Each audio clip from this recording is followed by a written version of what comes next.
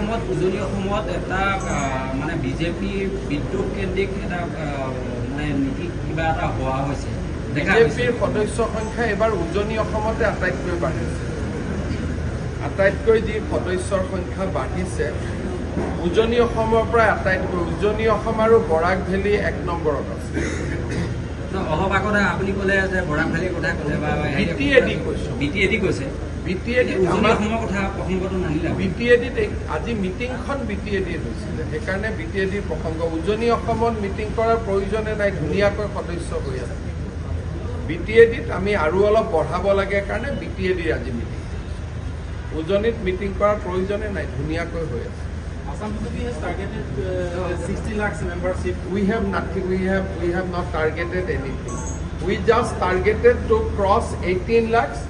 Today we cross 18 lakhs. That is Indrajit. A answer to Indrajit about please about paper to please about all India Joint Secretary Hemanta Sharma. ইয়াত কিহৰ কাৰণে আপুনি কোন সাংবাদিক কোন হয় কোৰ সাংবাদিক হয় ভাৰতীয় সাংবাদিক সমাজৰ জইণ্ট ছেক্ৰেটাৰী এনেকুৱা নকৰিব আপোনাৰ DIPR কাৰ্ডটো একো নাই আছে মই কোনো তেনেকুৱা ভাৰতীয় সাংবাদিক সংঘ এক্ৰেডিটেড আছে বুলি মই নাজানো এইবোৰ নকৰিব মিছামিছি বেয়া পৰিৱেশটো কিয় কৰে নমস্কাৰ কৰিছোঁ নকৰিব তেনেকুৱা নকৰিব মই ক'লো মই হাক দিলোঁ কথাটো কাইণ্ডলি শুনক মোৰে ঘৰত মই ৰিকুৱেষ্ট কৰিছোঁ শুনকতো দিয়ক চাহ তাহ খাই লওক এখেতক চাহ তাহ খুৱাই দিয়ক এনেকুৱা নকৰিব আপোনালোকে বাকী সাংবাদিকখিনিক কিয় বদনাম কৰি দিয়ে এইবিলাক কৰে কাৰণে বাকী সাংবাদিকখিনিৰ কষ্ট হয়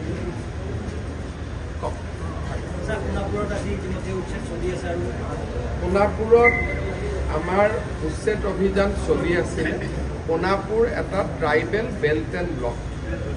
ট্ৰাইবেল বেল্ট এণ্ড ব্লকত অতি শান্তিপূৰ্ণভাৱে আমাৰ উচ্ছেদ অভিযান চলি আছিলে আৰু ৰাইজ যিসকলে মাটি দখল কৰিছিলে তেওঁলোকে দৰং জিলা আৰু মৰিগাঁও জিলাৰ নিজৰ নিজৰ অৰিজিনেল ঘৰলৈ উভতি গৈছিলে আজি ৰাতিপুৱাৰ পৰা কংগ্ৰেছ দলে যেতিয়াৰ পৰা তেওঁলোকে এই উচ্ছেদক বিৰোধিতা কৰিবলৈ আৰম্ভ কৰিলে তেতিয়াই এচাম মানুহ উগ্ৰ হৈ পৰিলে আপোনালোকে যদি চাই যে বিৰোধী দলপতিয়ে 10টা 10:30 বজাৰ পৰা এই এভিকশ্যনটো বিৰোধিতা কৰা আৰম্ভ কৰিলে কংগ্ৰেছ দলে জনা উচিত যে ট্ৰাইবেল বেল্ট এণ্ড ব্লক অসমত কংগ্ৰেছে আনিছিলে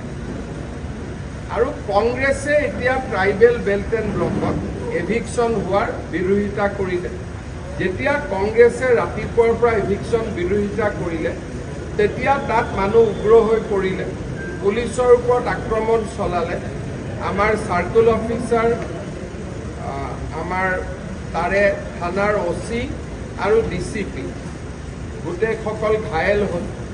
পুলিচেও প্ৰত্যুত্তৰত গুলী চলাবলগীয়া হ'ল 2জন লোক নিহত হৈছে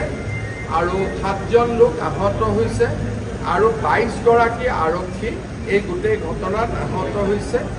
উচ্ছেদ অভিযান চলি আছে চৰকাৰী মাটিখিনিত আমি উচ্ছেদ সম্পূৰ্ণ কৰিছোঁ যিসকলে মেডি পট্টাত আহি বহিছিলে তেওঁলোকক এতিয়া আঁতৰি যোৱাৰ নটিচ দিয়া হ'ব গুৱাহাটীৰ একেবাৰে লগত আজি যি ধৰণে সংগঠিত আক্ৰমণ হ'ল সি আহিবলগীয়া দিনবিলাকৰ পৰিৱেশৰ বিষয়ে আমাক আকৌ এবাৰ ভবাই তুলিছে যে আহিবলগীয়া দিনবোৰ কিমান ভয়ংকৰ হ'ব পাৰে আৰু এইটো গুৱাহাটীৰ গাতে লাগি থাকে মহানগৰৰ গাতে লাগি থকা অৱস্থাত আৰু যোৱাকালিলৈকে সম্পূৰ্ণ শান্তিপূৰ্ণ আছিল তেওঁলোকে নিজৰ নিজৰ ঘৰত ঘূৰি গৈছিল আৰু আমি ট্ৰেকো কৰি আছিলোঁ কিন্তু আজি ৰাতিপুৱা কংগ্ৰেছে উৎসাহ জনোৱাৰ লগে লগে পৰিৱেশ এটা অৱনতি ঘটে এভিকশ্যন চলি থাকিব কাৰণ এইটো ট্ৰাইবেল বেল্ট এণ্ড ব্লক হয় আমি খালী কৰিবই লাগিব কিন্তু তাতে ট্ৰাইবেল বেল্ট এণ্ড ব্লকত 2টা ভাগ থাকে চৰকাৰী মাটিত আমি নটিচ নিদিয়াকৈ উচ্ছেদ কৰিব পাৰোঁ কিন্তু মেডি পট্টাৰ মাটিত আমি নটিচ দিব লাগে এতিয়া মেডি পট্টাৰ মাটিত আমি notice the eviction it was not organized till yesterday but today they came with lot of organized effort with lathi with stick with bow with stone and they started attacking the police people. And all that has happened after the Congress press conference. तो central government ने एक बड़ी decision लिया है तो 17 लाख लोगों से उन लोगों को हेल्प। ये तो चुनाव घोषणा पत्र में ही था कि अमीर हो या गरीब, रेशन कार्ड हो या ना हो, 70+ का जितना बुजुर्ग हमारे पिता माता है सबको 5 लाख रुपया तक फ्री हेल्थ केयर मिलेगा। गाइडलाइन अभी तक आया नहीं है। एक बार गाइडलाइन आने का तुरंत बाद असम में भी ये स्कीम हम लोग लागू करते हैं। सर যোৱা কেইদিনত ট্ৰেডিং আৰু প্ৰবঞ্চনাক লৈ দুজন দুগৰাকী ব্যক্তিত্বৰ পিছতে খুব চৰ্চা হৈছিলে, পলাই থকা বুলি কৈছিলে, সেই বিষয়টোক লৈ কি ক'ব ছাৰ? মুখ্যমন্ত্ৰীয়ে পলাতক আছামীৰ চৰ্চা কৰাটো উচিত নহয়,